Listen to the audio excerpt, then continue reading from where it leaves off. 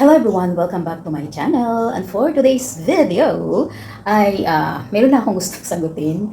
Okay. At sigurado tanong din ito ng marami sa ating mga kababayan na may fiancé o boyfriend na Pakistani. O kaya naman ay may asawa ng Pakistani sa ibang bansa. So ito yung tanong.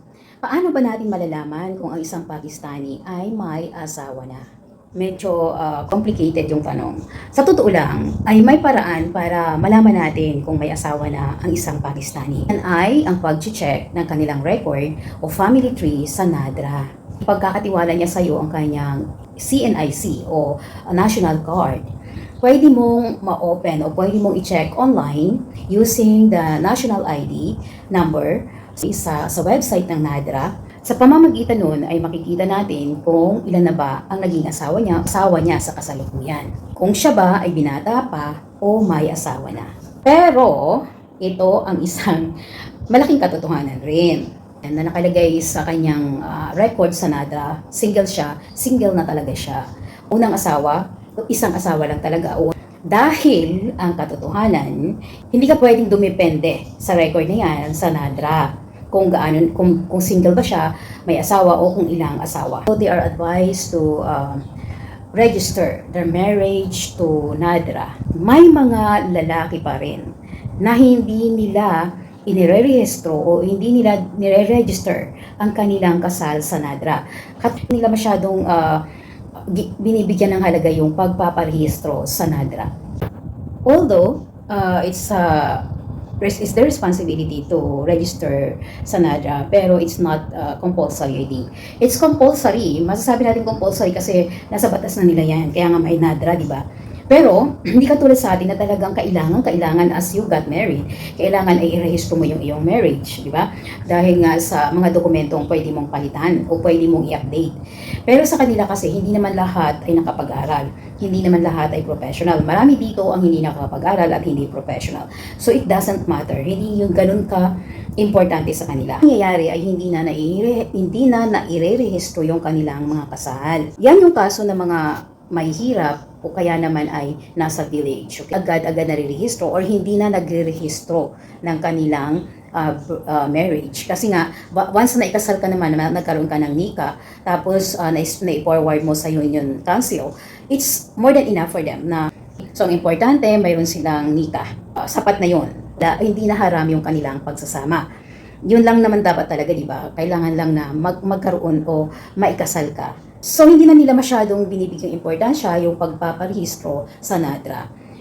So, walang record, di ba? Hindi dito mismo sa mga city o yung mga, alam naman nila na dapat irehistro nila sa NADRA yung kanilang marriage, pero hindi nila talaga inire-rehistro. Nga, they are not obligatory to register their marriage or their marriages.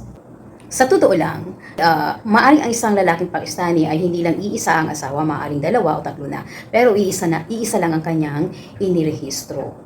Pwede naman yun kasi nga, hindi naman siya obligatory para i-register lahat ng marriages niya. Ang mahalaga, pinakasalan niya ito in Islamic way, in Islam. Yun ang mahalaga. So, nasa lalaki ang choice kung sino ang gusto niyang i-register sa NADRA. Hindi pa rin tayo nakakasigurado sa record ng NADRA. Malamang may asawa o wala pa ang isang Pakistaning lalaki. So, hindi rin natin makikita o mahuhuli na talagang may asawa na siya. Kaya mahirap. Mahirap talaga. Unless na ang lalaki niyan ay honest talaga na magsasabi siya, oh may asawa na ako sa Pakistan. It's okay lang ba sa'yo na pakasalan kita?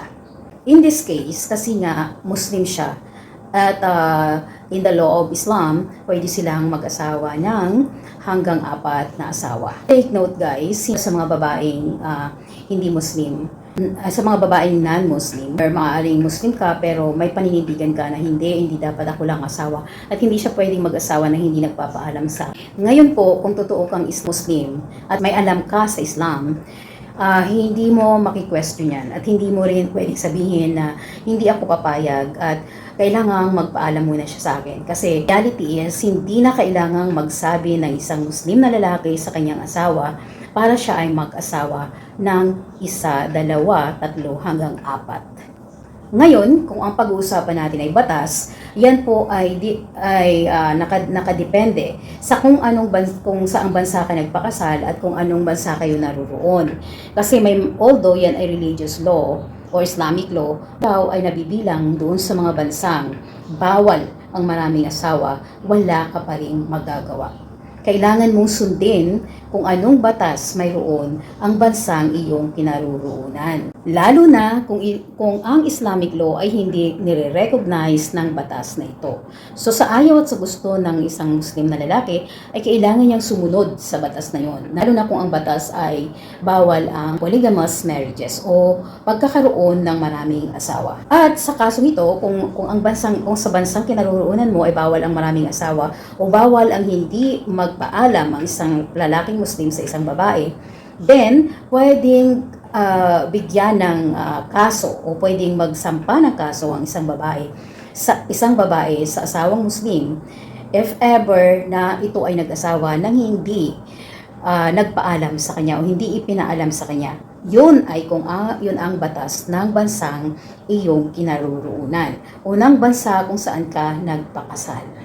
At doon sa tanong ng ating kababayan na paano ba malalaman, okay? So nasagot ko na ngayon kanina.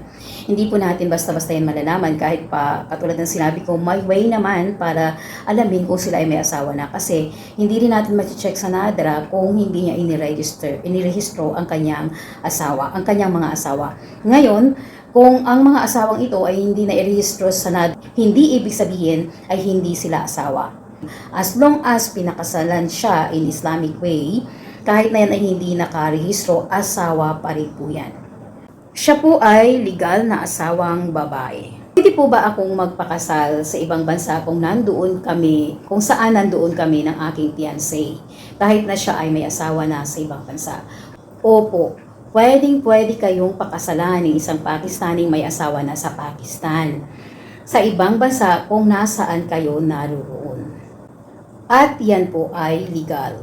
Ikaw ay magiging legal na asawa kahit na ikaw ay pinakasalan sa ibang bansa. Ngayon, tulad nga ng sinabi ko kanina, may mga circumstances na pwede tayong ihabla. Okay, pwedeng ihabla yung asawa nilang lalaki kung nag-asawa ulit ng bago na hindi nagpapaalam sa unang asawa. Depende po yan sa batas, pero pwede nga pong magpakasal.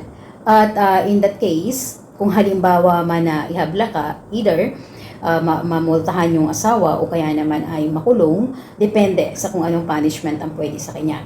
Pero, in general, kapag nga ang sinunod natin na Islamic law, yun po, pwede po mag-asawa ang isang lalaki Muslim, kahit pa saang bansa yan, basta Islamic wedding on the Islamic way, pwede po siyang mag-asawa ng more than one, nang hindi na kailangan magsabi sa kanyang unang asawa, o pwede siyang magpakasal sa ibang bansa. Ikaw ay magiging legal pa ring asawa dahil nga siya ay isang Muslim. Bibigyan ko pa ng sample. Nasa Canada ka, nasa Canada yung fiancé mo, nagpakasal kayo. Ngayon, kasi nga sa Canada, they are not tolerating polygamous marriages, right? So, ibig sabihin, magiging problema ng iyong asawa kung if ever na gusto niyang dalhin yung pamilya niya sa Canada, hindi niya madadala. Kasi nga, may asawa na siya dyan, ikaw yung asawa niya, inakarehistro na ikaw ang legal na asawa sa Canada. So, hindi niya pwedeng dalhin yung iba pa niyang asawa sa ibang lugar sa Canada. Yun ang magiging problema. Pero ikaw, pwede kanyang dalhin dito sa Pakistan. Kung ikaw ay dadalhin niya dito sa Pakistan, alam nyo, may batas din dito sa Pakistan na kailangan yun ay kung alam ng unang asawa o pangalawang asawa na may batas dito sa Pakistan na kailangang magsabi ang isang lalaking Muslim sa unang asawa o magpaalam para bago siya makapag-asawa ulit. Kung alam nila yung batas na yun, pwede nilang ihabla ang kanilang asawa. Dahil nag-asawa sila ulit. Okay? Nag-asawa siya ulit nang hindi nagpaalam sa unang asawa. Pwede po yang ihabla ang iyong asawa. At pwede po siyang makulong o magmulta. Pero, ira yung naghahabla na ganyan. Unless siguro sobrang yaman. Siyempre, kung may alam yung babae, nakapag-aral, edukado, di ba may alam sa batas, pwede talaga yon. Pwede niyang ipakulong yung asawa niya dahil nag-asawang muli nang hindi nagpapaalam sa kanya. At Yung iba naman, kadalasan, hindi na sila nag-aabla kasi nga malaking gastos din yan. At una kapag naiintindihan naman nila, oh, sa Muslim talaga, allowed silang mag-asawa naman. Okay lang, na-accept nila yon. Pero yung iba naman, ang ginagawa nila, kapag nalaman nila na gano'n, ay nakikipag-divorce sila. Kasi pwede naman nga makipag-divorce ang isang babae sa isang lalaki kung ayaw niyang mag-asawa ulit yung asawa niya o maging dalawa, tatlo, apat sila sa buhay ng kanilang asawa. So, may choice ang isang babae para siya ay kumalas o ayaw niya ng maraming asawa ang kanyang asawa. So yun lang, doon sa tanong na pwede kang mag-asawa, pwede kayong magpakasal dyan sa ibang bansa, if ever may fiancé kang Pakistani at magkasama kayo sa isang bansa, opo, pwede po kayong magpakasal. Kasi nga, allowed silang mag-asawa ng more than one.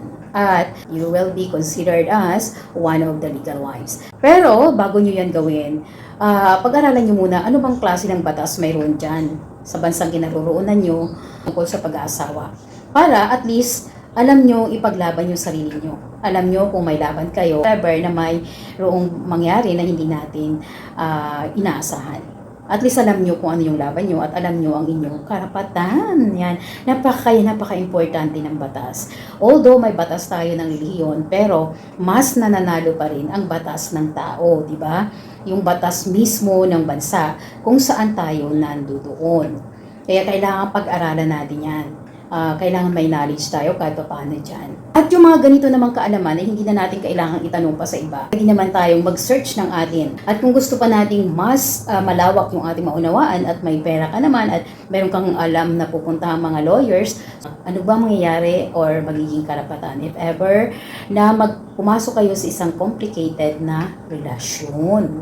Yan. Di ba kaya lagi sinasabi ko, ignorance can kill. But knowledge is power. So, be knowledgeable. But don't be just genius, okay? Yung genius kasi, genius ka lang eh. Kailangan maging smart. Choose to be smart, okay? Maging smart tayo sa lahat ng ating desisyon o plano sa buhay. Yan lamang at maraming salamat. Thank you so much for watching. Share nyo na rin sa inyong mga kakilala na mayroong boyfriend, asawang Pakistani, o yung mga taong curious about sa buhay dito sa Pakistan. Yeah. I'll see you on my next video. Bye for now. Thank you.